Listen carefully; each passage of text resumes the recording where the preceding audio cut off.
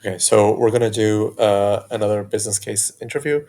Um, and here, so the scenario that we're looking at is WhatsApp is looking to integrate the shopping experience into the application itself.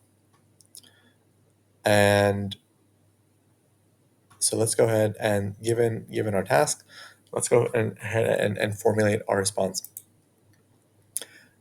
So this is a very interesting product to feature to add to the product. And given that WhatsApp is is aimed to be a source of messenger between another platform or messenger where buyers and sellers exist.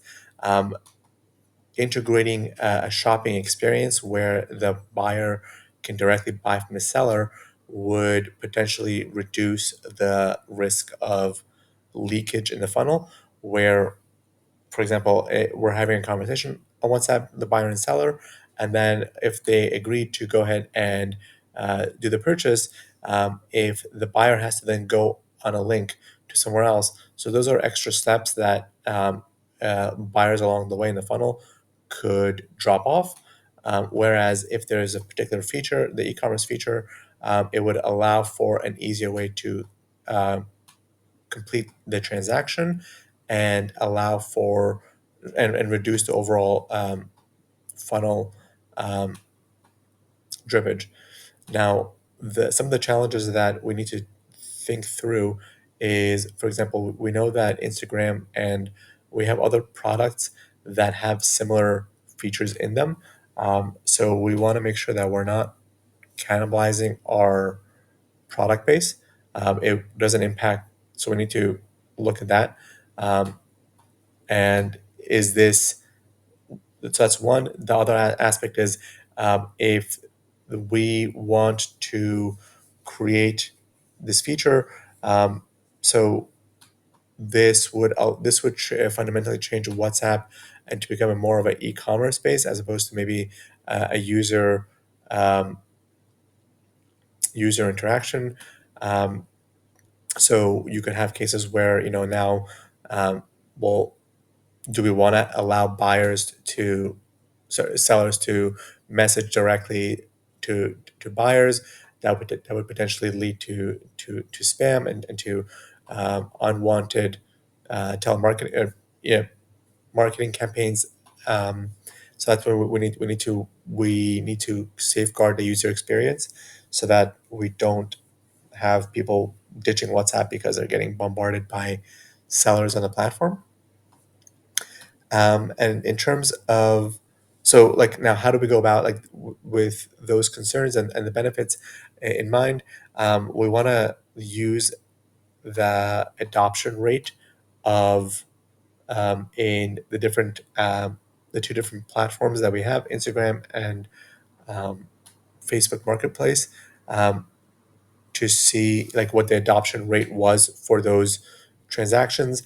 Um, how are the number of transactions for those platforms? Are they has adding those features been detrimental? Um, what's the overall marketplace doing that? So assuming that that's a healthy marketplace and we look and see that it's a worthwhile beneficial, we would then look at we want to try to see what is the overall size of the buyers and or sellers in or businesses in the uh, WhatsApp application, um, to make sure that there's enough sellers in the ecosystem to support such a feature. And so, what some of the KPIs that we would want to look at when we and assuming that working through that analysis and making sure and seeing if there are enough in fact sellers, um, it is a vibrant um, ecosystem that we could potentially look at and based on the experiences from Instagram and marketplace. So what are some KPIs that we could measure the introduction of this feature? So thinking through those success metrics, again, the success objective we defined is to be able to complete transactions to reduce the overall um, funnel drippage from the between the buyer and seller, and having a transaction. So one KPI would be to look at the overall number of transactions completed. One would be, and then also one would be the number of transactions started. So between those two, we can kind of create the ratio of to see whether um, if there's any drippage. Now, what we also want to understand is um, how many, what is the ratio of buyers and the number of buyers and the number of sellers. We want to make sure that there is in a healthy ecosystem, there is a large number of buyers and a large number of sellers as well. So it's not a one sided, it's not flopped. And within, so that's another one. Um, we want to break down potentially the the sellers by category to make sure that are there is the distribution of our sellers across different categories. Does that look healthy? Do we have everything? Does it look like does it look like a viable ecosystem? Um, some of the counter metrics we want to look at, introduce to watch this feature is, again, this notion of fraud, like the number of spam messages that users can would the number of messages that a user flags as a spam, to make sure that we don't ruin user experience. So that's one. Number two would be the capturing the length of the conversation between a given buyer and seller, um, and seeing and using that as a metric to look and see if it's completely lopsided, where it's all the seller just completely having bombarding messages.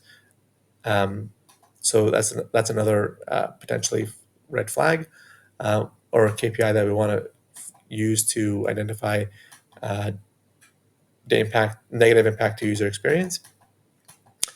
And lastly, um, the we want to look at overall daily active users within WhatsApp to make sure that introducing this feature doesn't reduce the overall ecosystem and it doesn't impact the ecosystem. Um, that's my approach.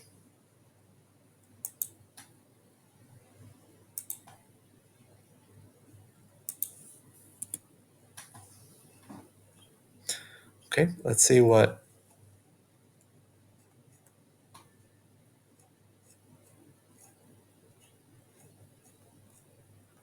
Okay. Um,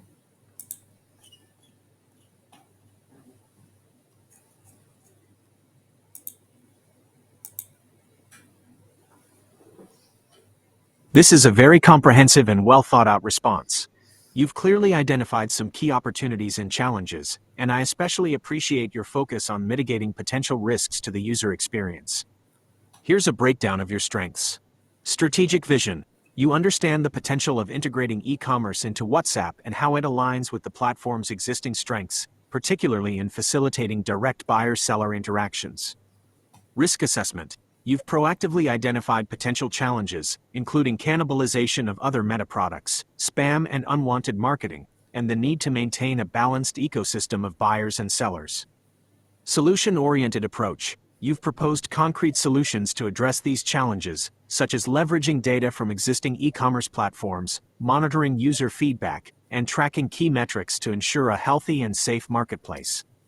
Metrics focus. You've defined a comprehensive set of KPIs to measure the success of the e-commerce initiative, encompassing transaction completion rates, buyer-seller ratios, and user experience indicators.